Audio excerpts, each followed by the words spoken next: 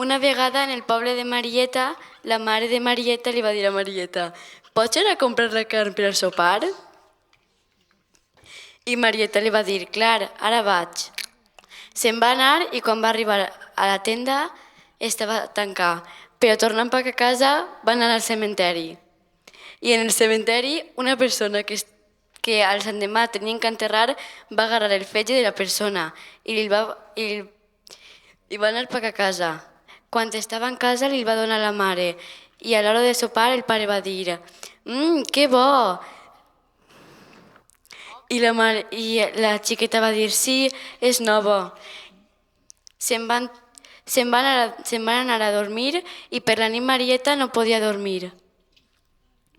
A l'hora de dormir va sentir: Marieta, Marieta, ja vas pel primer escaló. Marieta, Marieta, ja vas pel segon escaló. Marieta, Marieta, ja vas pel penúltim escaló. Marieta, Marieta, ja estic ací. Quan va arribar era el pare de Marieta i li va dir que anara a disculpar-se en la família de la persona a la que l'havia robat el fetge. Marieta va anar i es va disculpar.